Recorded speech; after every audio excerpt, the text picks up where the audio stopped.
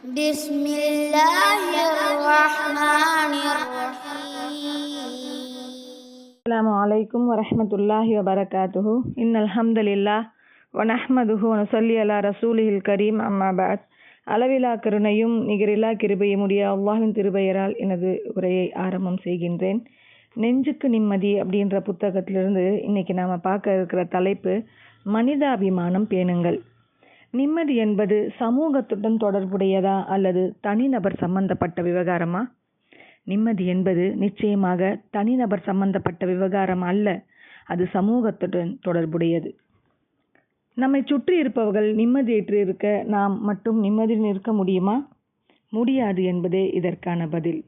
உங்கள் மனதிற்கு எது விருப்பமாக உள்ளதோ அதனை பிறருக்கும் நீங்கள் விரும்பாத வரை முழுமையான நிம்மதியை உங்களால் அடைந்து கொள்ள முடியாது. ஆகவேதான் நபி ஸல்லல்லாஹு அலைஹி வஸல்லம் அவர்கள் கூறினார்கள், உங்களுக்காக நீங்கள் எதை விரும்புகின்றீர்களோ அதை உங்கள் சகோதரருக்கும் விரும்பாதவரை உங்களால் முழுமையான இறை நம்பிக்கையாளராக மாற முடியாது. உங்கள் சகோதரர் என்பவர் யார்?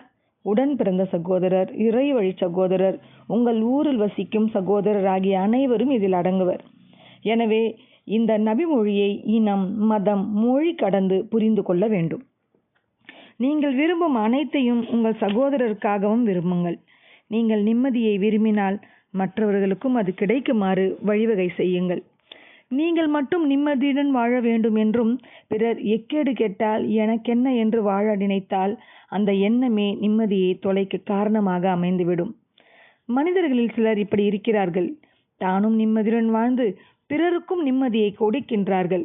ஆனால் வேறு சிலரோ தானும் நிம்மதியாக இருப்பதில்லை, பிறரையும் நிம்மதியுடன் வாழ விடுவதில்லை. இதில் எவ்வகை சிறந்தது என்று சொல்லி தெரிய வேண்டியதில்லை. பிறருடன் மனிதாபிமானத்துடன் பழகுங்கள், அதுவும் நிம்மதிக்கான திறவுகோலை. யூதர் ஒருவருடைய பிரேத ஊர்வலம் மதீனாவின் வீதிகளில் சென்றபோது இறை தூதர் ஸல்லல்லாஹு அலைஹி வஸல்லம் அவர்கள் எழுந்து நின்றார்கள். அப்போது அது ஒரு யூதனின் பிரேதம் என்று நபிகளிடம் கூறப்பட்டது. அதற்கு அதுவும் மனித உயிர் இல்லையா என்று நபி ஸல்லல்லாஹு அலைஹி வஸல்லம் அவர்கள் கேட்டார்கள்.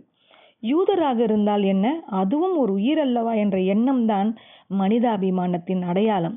இந்த சிந்தனை தான் இன்று நமக்கு தேவை. பின்வரும் நிகழ்வு மனிதாபிமானத்திற்கான மிகச்சிறந்த எடுத்துக்காட்டு.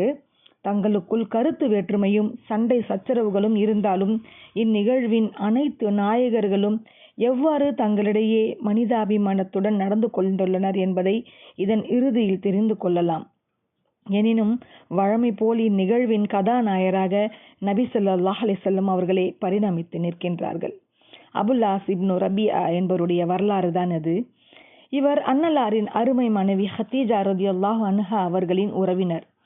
அன்னலாரின் அருமை மகள் ஜைனப் ரலியல்லாஹு அன்ஹா அவருடைய கணவர். இறை தூதர் நபி ஸல்லல்லாஹு அலைஹி வஸல்லம் அவர்கள் அனுப்பப்படுவதற்கு முன்னரே இவர்களுக்கு திருமணம் நடைபெற்றுவிட்டது.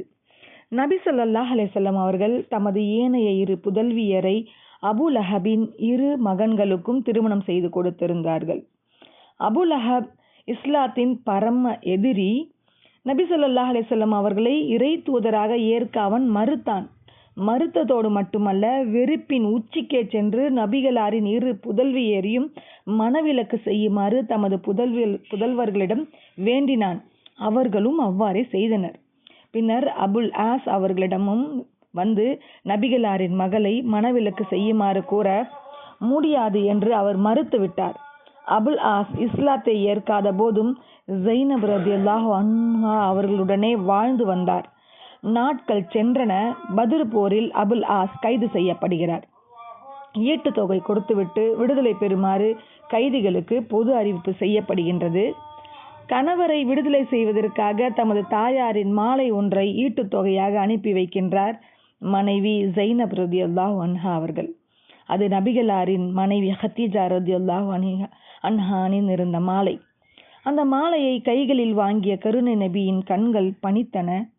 மனைவியின் ஞாபகம் நபிகளாரை ஒரு கணம் கண் கலங்க வைத்தது. தன்னிச்சையாக முடிவெடுக்காமல் அருகில் இருந்த தோழரிடம் கூறினார்கள், நீங்கள் விரும்பினால் அபுல் ஆஸை விடுதலை செய்யலாம், இந்த மாலையும் அவரிடமே கொடுத்து விடலாம். எனக்கு அவர் மிகச் சிறந்த மருமகனாகவும் என் மகளுக்கு சிறந்த கணவராகவும் இருக்கின்றார். தோழர்களும் அதற்கு ஒப்புக்கொண்டனர். மாலையுடன் அபுல் ஆஸ் மக்காவுக்கு திரும்ப நாடிய போது அவரிடம் நபி ஸல்லல்லாஹு அலைஹி வஸல்லம் அவர்கள் கூறினார்கள், எனது மகள் ஜைனபை இனி உங்களோட வாழ அனுமதி இல்லை. ஆகவே அவரை என்னிடம் அனுப்பி வைப்பீர்களா? அவரும் நிச்சயம் அனுப்பி வைக்கிறேன் என வாக்குறுதி அளித்தார். மாலையை திருப்பி கொடுத்து மனிதாபிமானத்துடன் நடந்து கொண்ட நபிகளாரின் நடத்தை அபுல் ஆஸை நெகிழ வைத்தது. மக்கா வந்த அபுல் ஆஸ் மனைவியிடம் விபரம் கூறி மதீனாவுக்கு செல்ல ஏற்பாடு செய்யுமாறு வேண்டினார். பயணத்துக்கான ஏற்பாடுகளில் ஈடுபட்டிருக்கும் வேளையில் ஹிந்த் எனும் பெண்மணி அங்கு திடீரென வருகை தந்தார். அப்போதைய சூழ்நிலையில் இஸ்லாத்தின் மீது இவரும் பெரும் வெறுப்பு கொண்டிருந்தார். ஆகவே தாம் மதீனா செல்வதை இவர் அறிந்திருந்தால் என்னவாகுமோ என்று ஜைனப் ரலியல்லாஹு அன்ஹா அவர்கள் அஞ்சினார்கள். ஹிந்து கேட்டார், முஹம்மதின் மகளே, உனது தந்தையிடம் நீ செல்லவிருப்பதாக நான் அறிந்தேன், உண்மையா? இதனை செவியுற்ற ஜைனப் ரலியல்லாஹு அன்ஹா அவர்கள் பயந்தார். எங்கே தமது பயணம் தடைப்பட்டு விடுமோ என்று அஞ்சினார். எந்த பதிலும் கூறாமல் மௌனமாக இருந்தார். ஜைனப் ரலியல்லாஹு அன்ஹா அவர்களின் மௌனத்தை புரிந்து கொண்ட ஹிந்து கூறினார், அருமை மகளே, பயணத்திற்கு ஏதாவது தேவை என்றால் தயங்காமல் என்னிடம் கேளுங்கள். வழித்துணை சாதனமோ பணமோ எதுவாக இருந்தாலும் கேளுங்கள். ஆண்களுக்கு இடையே நிலவும் பகைமை பெண்கள் ஆகிய நமக்கிடையே வர வேண்டாம். ஜைனப் ரலியல்லாஹு அன்ஹா அவர்கள் கூறுகின்றார்கள், அந்நேரம் ஹிந்து கூறியவை அத்தனையும் மனிதாபிமானம் நிறைந்த சத்திய வார்த்தைகள். ஆனாலும் நான் எதையும் அவரிடம் கேட்கவில்லை. இறை தூதரின் மகளை தான் அழைத்து சென்றால் மக்கத்து மக்களுக்கு தெரிந்துவிடும். அதனை அவர்கள் அனுமதிக்க மாட்டார்கள் என்பதால் தமது சகோதரர் கினானா என்பவரிடம் மனைவியை அழைத்து செல்லுமாறு பணிக்கிறார் அபுல் ஆஸ். கினானா வில்வித்தையில் சிறந்தவர். பகல் பொழுதில் ஜைனப் ரலியல்லாஹு அன்ஹா அவர்களையும் அழைத்து கொண்டு மக்காவின் எல்லையான தீதுவா எனும் பள்ளத்தாக்கை நெருங்கும் போது குறைஷிகளின் கண்களில் பட்டனர். எங்கும் செல்ல விடாமல் சுற்றி வளைத்து கொண்டார்கள். கினானா அம்பில் வில் பூட்டி எய்வதற்கு தயாரான நிலையில் இருக்க மக்களோ அவர்களை சூழ்ந்து முற்றுகையிட்டு நிற்க கொஞ்சம் கொஞ்சமாக நிலைமை விபரீதமாகி கொண்டு சென்றது.